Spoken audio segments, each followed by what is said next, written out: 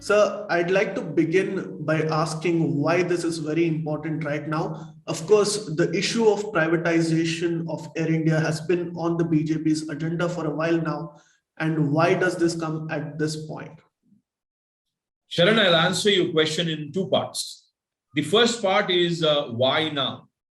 The answer is it's not now. This has been in the pipeline for a long time, and not just Air India, but a host of other public sector companies and public undertakings, and also a lot of unutilized, unmonetized assets in this country. Bharatiya Janata Party's agenda, and especially Prime Minister Narendra Modi's agenda, because he came not just once, but twice into power with majority, only on this plank of development, the promise of development. So it is bearing on us, and it is bearing on the Prime Minister, that he sets the economy on track for a balanced growth.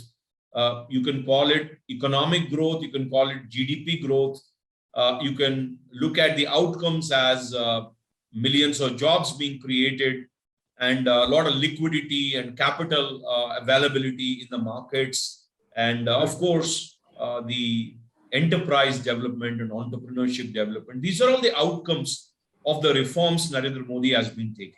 So the first part of your question is answered, because this is our agenda, and this is an economic agenda of Prime Minister Narendra Modi, his government, and our party. The part two is why Air India.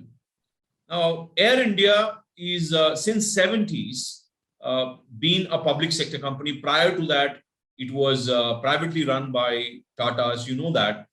And since 70s so far, there were a couple of verticals of Air India. Air India had Indian Airlines, which was called Indian sometimes, Indian Airlines sometimes, IA sometimes.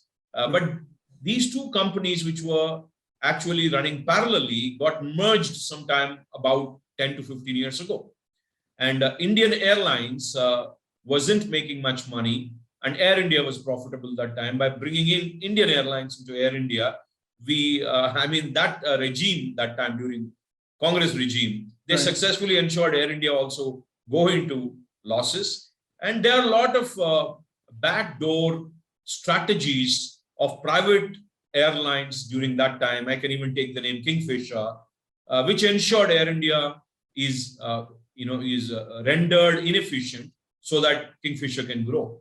And some leaders in Congress, inclusive of the earlier civil aviation minister from NC, has ensured that the game of Kingfisher works out well so that Air India remains inefficient and loss-making company. Right. So we don't have agendas like that. Bharatiya Janata Party run government for the last 2 terms have clear agenda of development for the nation. Mm-hmm. We don't believe in crony capitalism. We don't promote it. So Air India is at this point of time inefficient in making profits.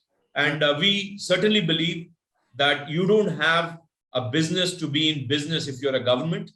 So government needs to be where it should be and govern what it should.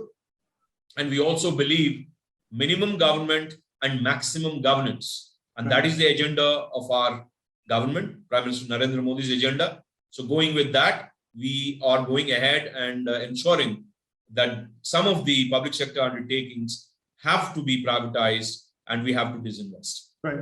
Thank you so much for that. And I'm actually glad that you touched upon the history of the airlines as well. Now, this is a slightly political question, but I think it needs to be addressed anyhow. Now, you spoke about how Air India has become a loss-making machine, essentially. But there is a political history to it. Prime Minister Nehru, should I say, snatched it from the hands of the Tatas and nationalized the airlines. Could you give us a glimpse as to why and how efficient the airlines was prior to being nationalized? See, Sharan, prior to being nationalized, it was a monopoly. When you're a monopoly and when you have very less flyers or very less passenger volume, then you run the company in a very small scale, and you can try to be profitable because you're only charging very few clients, and your costs are low and your profit margins could be thin, but you can survive.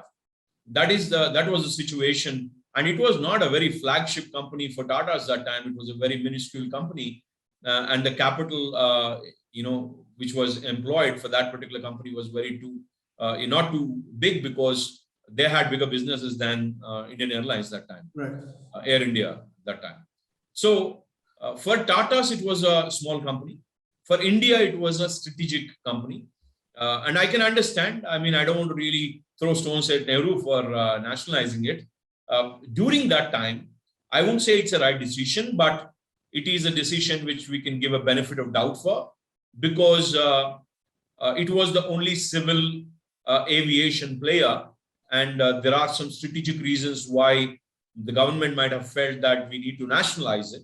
And we might not be questioning the strategic reasons, because we wouldn't have the information about how it is a possible threat internally for flying it and stuff like that. So keeping in view of the national interest, we don't want to question his decision as to why they have taken it away from Tata's.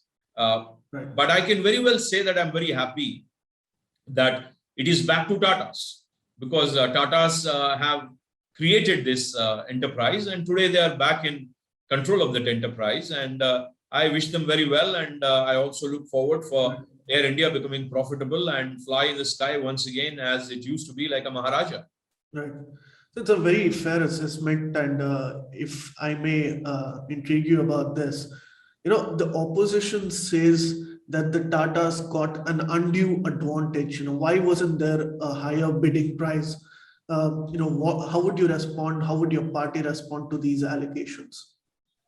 See, unfortunately, in Indian opposition, the Indian opposition doesn't understand the meaning of being in opposition in a democracy. It doesn't mean that if you are in opposition, you stone the government for everything, right. Even executive decisions like this. And this is an executive decision for disinvestment. And Congress should be talking more than anybody else, because Congress is the one who started disinvestments in this country. The free economy rollout was driven by Prime Minister Narasimha Rao in 90s. So they should be the last people to accuse us. However, we welcome all the accusations along with the praises we get from common people of this country. But the opposition party is way off track, saying that why Tatas? The question is, it's an open bidding. That is the highest bid we have got. And then why not Tatas? If there is a foreign player who's coming in and acquiring the largest public flying company in the country, then there could be possibly some questions raised, and we would answer them too. But why you have a problem with an indigenous company, which is the original, original company, which original father of or a mother of Air India, and again bidding very transparently and acquiring it?